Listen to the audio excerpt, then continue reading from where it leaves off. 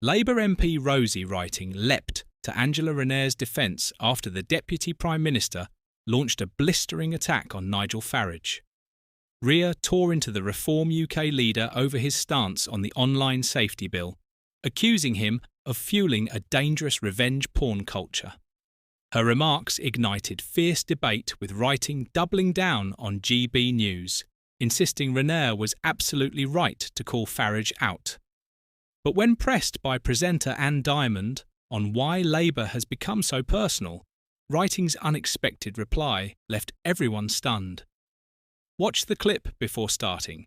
Subscribe to the channel, and write your opinion in the comment. Did you know over 95% of our viewers aren't subscribed? Subscribing is free and helps us create more great content. Hit subscribe now and join our community. Why, in Labour's or the government's defence of the online safety bill, do you have to get so personal about Nigel Farage, sort of linking his name, and several people have, linking his name to online pornographers or pornographers whose names we know? Why would you get so personal?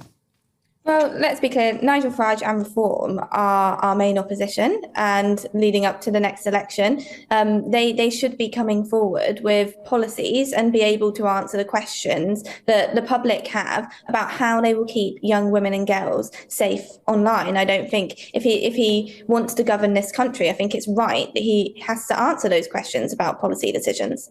What I don't understand, though, even in this sort of news release that you've put out today, you've said a generation of young women will be left at risk of revenge porn under these plans. Well, revenge porn's been covered by the Criminal Justice and Courts Bill 2015. That bill's 10 years old.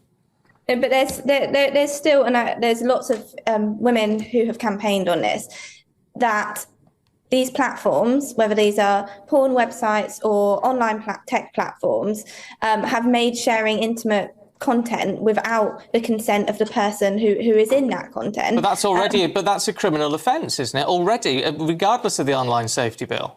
So it has been that the copyright is owned by the person who has put that content online, not necessarily the person who is in the content themselves. So it has been really difficult to get these big tech platforms to take down these explicit images of young women and girls, which might be online, without them knowing or without them having to consent to that. And that is a reality for almost 1 million young women and girls in England and Wales. I grew up online. I'm in my 20s now, so I was one of the first generations to grow up online. I know the dark and dangerous place growing up in an online world can be, and how you can be exposed to content that you might not really feel able to properly communicate to an adult about, or know what to do to have content taken down. The Online Safety Act puts that responsibility to those big tech platforms, and it makes sharing explicit images without consent one of the most serious online crimes.